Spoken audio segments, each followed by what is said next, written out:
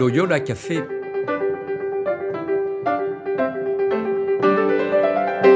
Loyola Café, on y discute philosophie et théologie.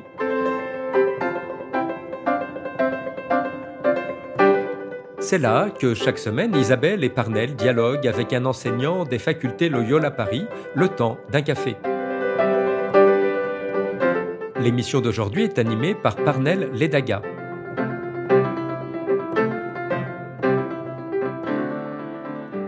Bonjour à tous, chers auditeurs et auditrices du Loyola Café. Je suis heureux d'être avec vous pour un nouveau podcast. Et aujourd'hui, nous allons parler avec quelqu'un qui revient. Voilà, c'est apparemment une nouvelle star dans nos studios. C'est le père Alain Thomaset. Bonjour, père. Bonjour. Voilà, j'ai le plaisir de vous accueillir parce que c'est intéressant. C'est peut-être une première dans notre émission parce que vous avez déjà parlé, nous vous avons écouté la semaine dernière et nous vous écoutons encore cette semaine, donc à juste une semaine d'intervalle. Mais la raison est simple, c'est parce que nous voulons parler d'un cours que vous donnerez, que vous dispenserez très bientôt, un cours sur les fondements de l'éthique chrétienne, la formation du sujet moral. Pour ceux qui ne connaissent pas le père Alain Thomaset, je pense que c'est une star ici, il est déjà intervenu à plusieurs reprises. C'est bien sûr notre vice-recteur. Il est aussi chargé des relations internationales, c'est pour dire un peu. Alors, père, pour rester un peu plus sérieux, pour revenir dans le vif du sujet, en fait, votre cours en ligne qui débutera le 5 février prochain et se terminera le 5 mai, intitulé Fondement de l'éthique chrétienne, la formation du sujet moral. De quoi s'agit-il au juste? D'abord, merci de m'inviter à nouveau. Oui, Je suis très flatté. C'est en tant que professeur de théologie morale que je parle aujourd'hui, et non pas comme vice-recteur. Alors, c'est un cours en ligne, c'est-à-dire que, voilà, alors il faut s'inscrire bien sûr sur le site, mais donc il y a des vidéos à regarder chaque semaine, 2 ou 3 vidéos qui donc décrivent le cours. Il y a des exercices à faire en ligne, des petits quiz, des exercices personnels, et puis sur 10 semaines. Et puis il y a la possibilité chaque semaine de se retrouver avec moi pour une discussion, un tutorat collectif pendant 3/4 d'heure. On reprend un peu ce qui s'est dit, on répond aux questions, et ça fait aussi une petite communauté sympathique qui partage. Alors, j'aimerais tout de suite, bien sûr, revenir sur la notion même d'éthique chrétienne. C'est un terme, je pense, un peu chargé parce que dans notre monde, en particulier dans les sociétés occidentales, nos sociétés laïques, en France en particulier, sociétés laïques, sécularisées, parler d'éthique chrétienne. En fait, qu'est-ce que l'éthique chrétienne? Comment vous la définissez? Comment se distingue-t-elle, disons, d'une éthique philosophique? Comment gérer les questions d'appropriation, de valeur? C'est juste une question qui me vient comme ça à l'esprit et que je tiens à vous poser. Très bien, oui, bien sûr. Alors, fondamentalement, l'éthique chrétienne, j'allais dire, c'est répondre au don de Dieu et à la suite du Christ. Voilà, si on voulait faire une définition brève. On parle aussi de théologie morale. Donc, c'est une théologie qui s'intéresse à l'agir des chrétiens. En quoi le fait d'être disciple du Christ oriente notre vie de tous les jours, nous aide à faire nos choix, à déterminer nos orientations, nos attitudes intérieures. Alors, vous me demandez en quoi elle est différente d'une éthique séculière, d'une éthique ordinaire. Il y a plusieurs choses à dire. D'abord, au sens où il s'agit d'adopter la manière de vivre du Christ. On pourrait dire adopter le style de vie du Christ dans nos vies. Donc, bien sûr, elle est particulière en ce sens où nous sommes disciples de Jésus. C'est aussi que la réflexion d'éthique chrétienne, elle est fondée sur le fait que elle a son origine en Dieu et sa fin en Dieu. On sait depuis la Genèse que l'homme est créé à l'image de Dieu, ce qui fait que toute personne humaine a une dignité fondamentale à respecter. On pourrait dire le principe de base de toute éthique, et en particulier l'éthique chrétienne, mais qui lui donne un fondement théologique. Et puis elle a sa visée aussi dans l'accomplissement du royaume. Voilà, cette perspective du royaume qui est une promesse de Dieu et qui est déjà influente dans notre vie puisque ce royaume est déjà là avec Jésus. Et puis peut-être une troisième affaire, c'est de dire que l'Esprit Saint aussi nous accompagne dans notre vie chrétienne et nous aide à faire les choix, à discerner ce qui est juste ou ce qui ne l'est pas. Voilà. Donc, vous voyez, il y a une dimension trinitaire Ah là-dedans. oui, impressionnant. Euh, alors, l'influence, parce que vous venez de mentionner la dimension trinitaire, et ça me fait penser en fait aux influences de l'éthique chrétienne. Qu'est-ce qui influence l'éthique chrétienne? Est-ce que ce serait par exemple la Bible, je veux dire?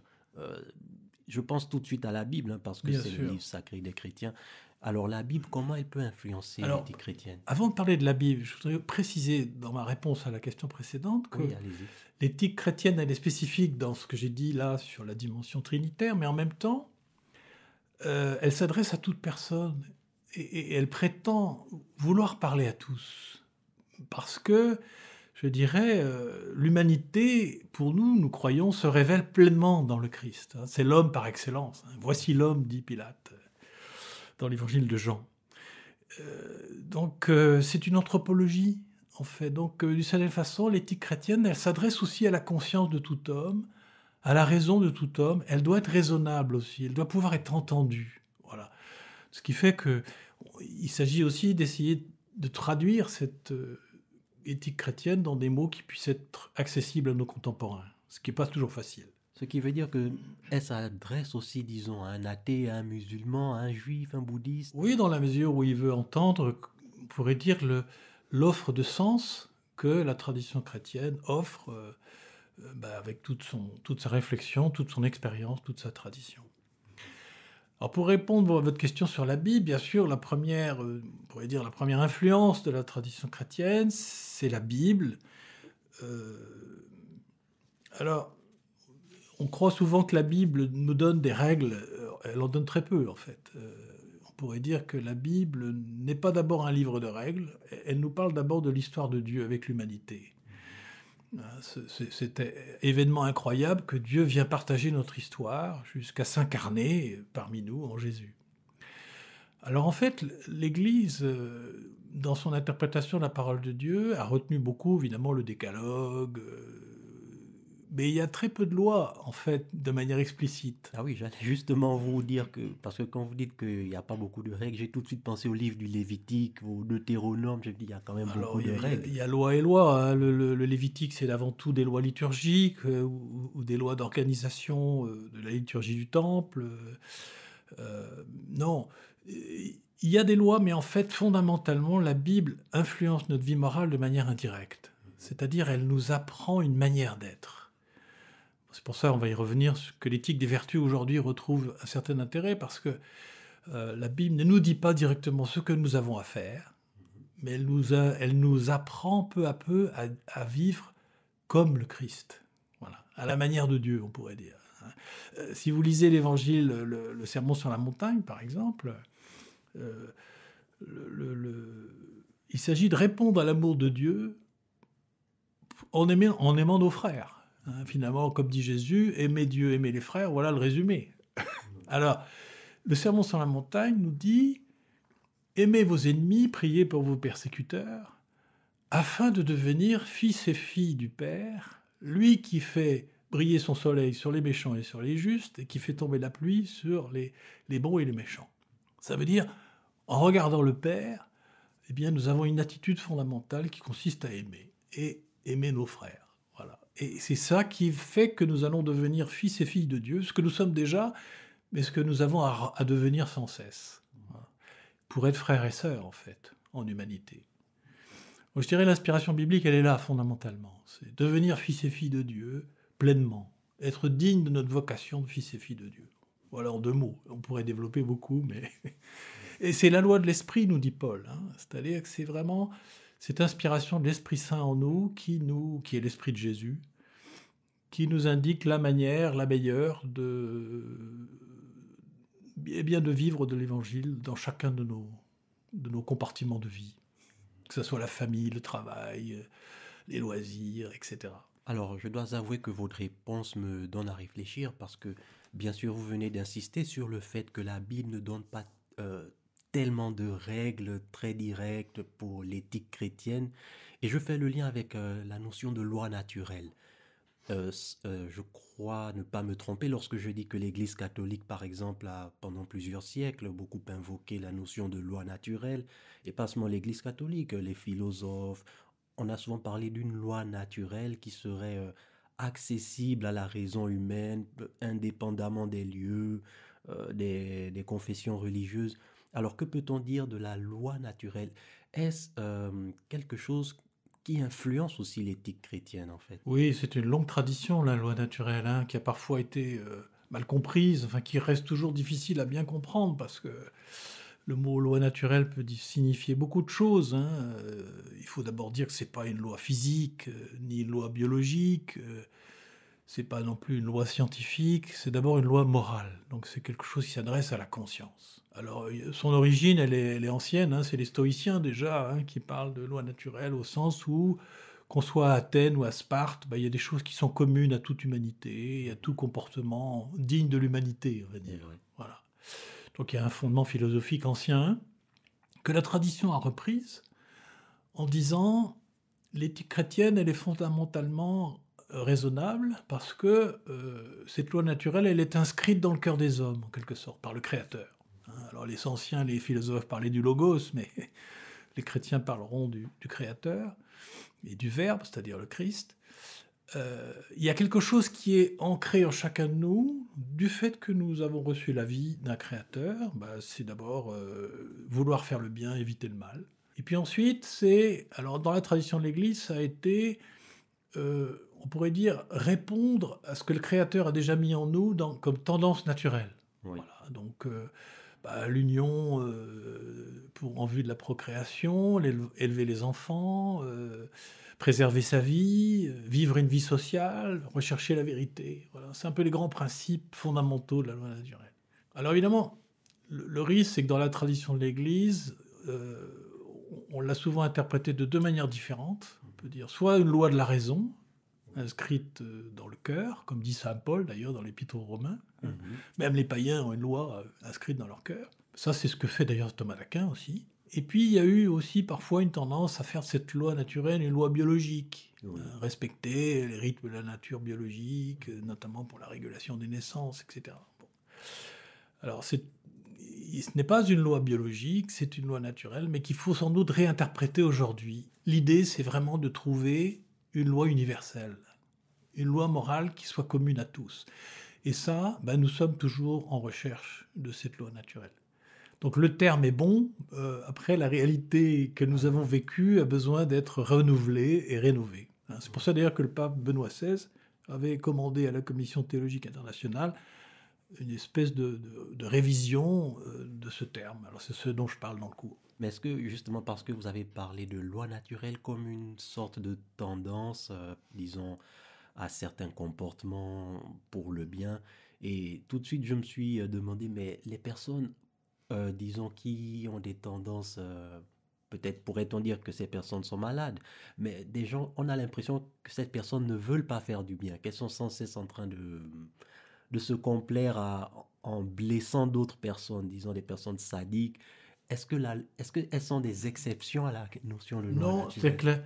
Ce que dit la loi naturelle, c'est qu'il y a au moins quelque chose qui est présent en toute personne humaine, que ce soit le plus grand criminel. C'est fondamentalement ce désir de faire le bien et d'éviter le mal. Il y a ça en toute conscience humaine. Après, cette conscience, elle peut être pervertie, elle peut être détournée, elle peut être conditionnée socialement.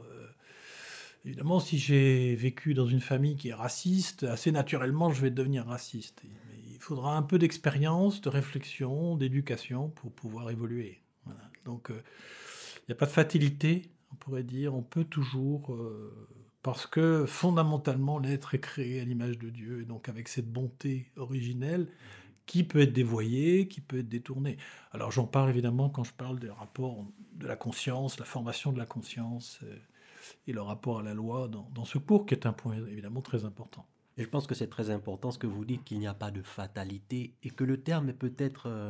il faudrait peut-être réfléchir sur le terme parce que lorsqu'on parle de loi naturelle, prenons par exemple la loi de la gravitation, je veux dire, il y a quelque chose de fatal parce que si on parle de loi naturelle comme les lois physiques, les lois biologiques, c'est des choses qu'on ne peut pas échapper. Alors que là, avec ce que vous dites, euh, il y a une notion, je pense que euh, la liberté humaine intervient quand même dans la notion de loi Bien sûr, naturelle.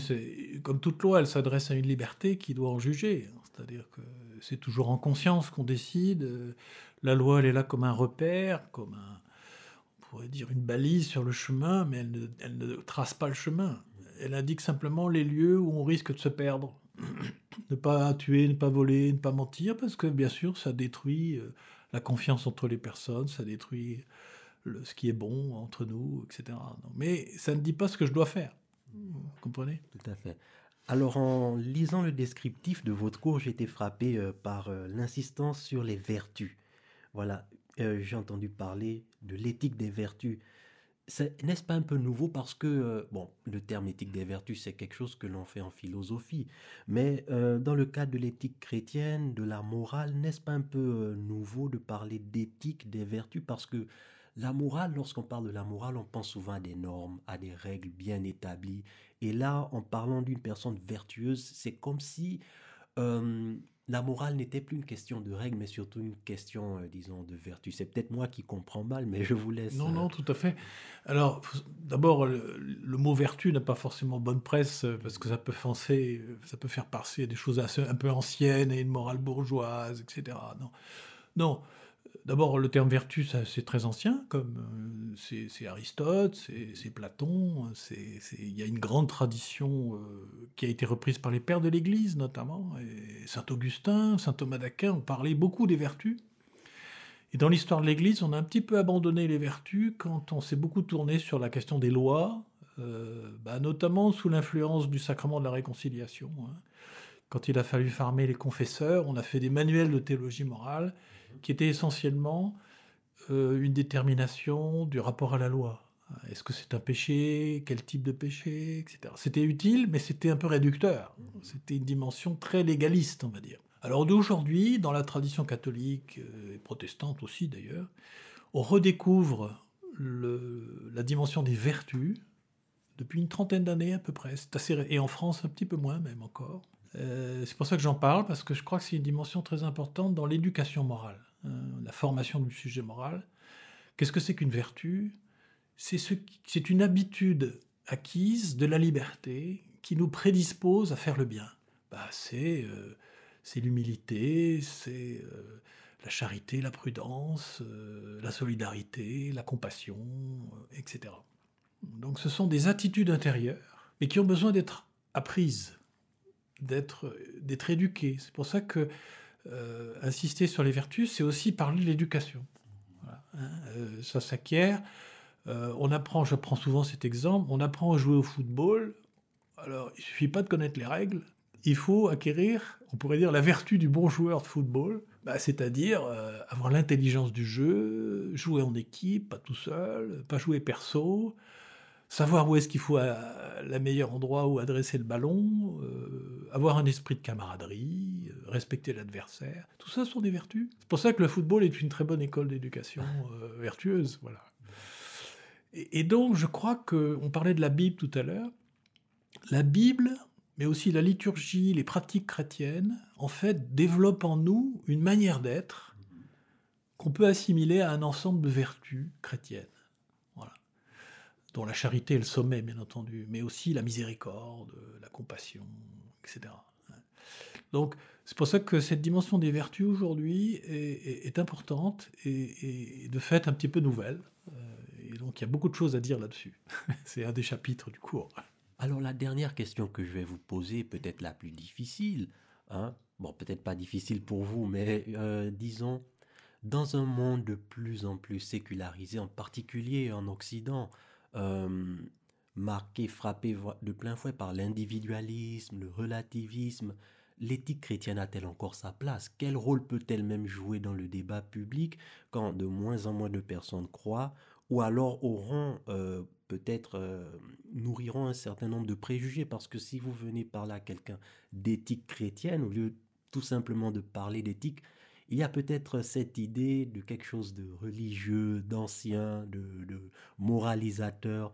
Pensez-vous que l'éthique chrétienne ait encore sa place aujourd'hui? Oui, alors c'est certain qu'il ne faut pas arriver... Disons, la question que vous posez, c'est la place de l'éthique chrétienne dans le débat public. Tout à fait. Quand il s'agit d'élaborer des lois, ou quand il s'agit de prendre position sur les sujets de société, je pense que de fait, l'éthique chrétienne a un rôle à jouer important.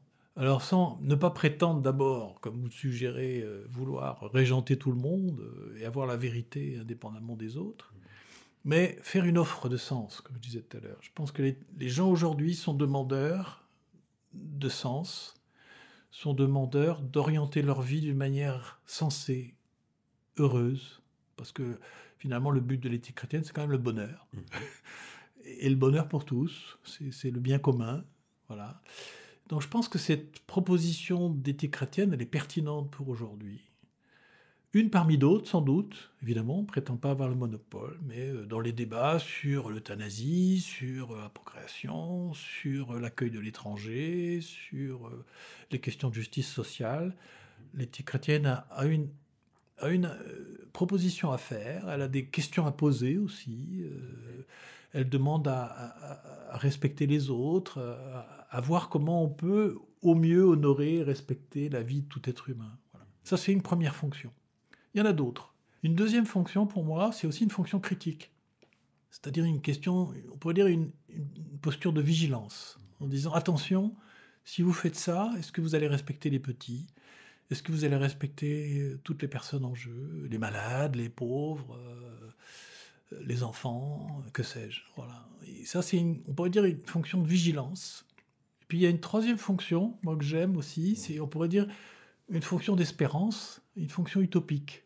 C'est-à-dire que l'espérance chrétienne, elle est portée par l'accomplissement du royaume, la promesse du royaume de Dieu. Et ça donne une perspective à la vie sociale. Voilà. Aujourd'hui, on en a besoin face à la crise écologique, face aux guerres, face aux drames auxquels nous assistons tous les jours. L'éthique chrétienne porte une espérance qui anime l'action. Et je crois que nous avons besoin plus que jamais aujourd'hui d'espérance et, je dirais, d'une vision qui aide à orienter notre agir vers le bien commun. En tout cas, Père Alain, je vous remercie une fois de plus de votre présence. Vous étiez déjà là la semaine passée, vous êtes encore là aujourd'hui. C'est pour... cela témoigne un peu de votre amour, de votre dévotion pour notre café. Voilà. Merci à vous. Je rappelle quand même que vous dispenserez un cours en ligne, Fondement de l'éthique chrétienne, la formation du sujet moral, qui débutera le 5 février prochain et aura lieu jusqu'au 5 mai. C'est un cours entièrement en ligne, donc il n'y aura pas de possibilité de se présenter ici aux facultés pour y assister. Il n'y a pas non plus de version, disons, par Zoom. Tout est en ligne. Par Zoom, c'est la proposition d'une réunion une fois par semaine, le mercredi soir, pour parler de la semaine ensemble et faire un peu du tutorat collectif, si on veut. Voilà. D'accord. Mais merci en tout cas de nous avoir présenté dans les grandes lignes ce dont vous discuterez, ce dont vous parlerez tout au long de cette formation. Merci encore, Père. Merci. Quant à vous tous, chers auditeurs et auditrices du Loyola Café, je vous remercie de votre écoute et de votre fidélité. Je vous donne rendez-vous dans 2 semaines. D'ici là, portez-vous bien. À très bientôt et au revoir.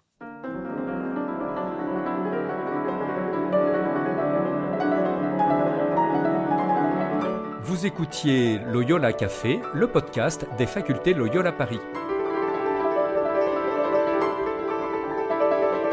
Pour ne rater aucun épisode, abonnez-vous gratuitement sur votre application préférée, Spotify, Deezer, Apple Podcast ou YouTube Podcast.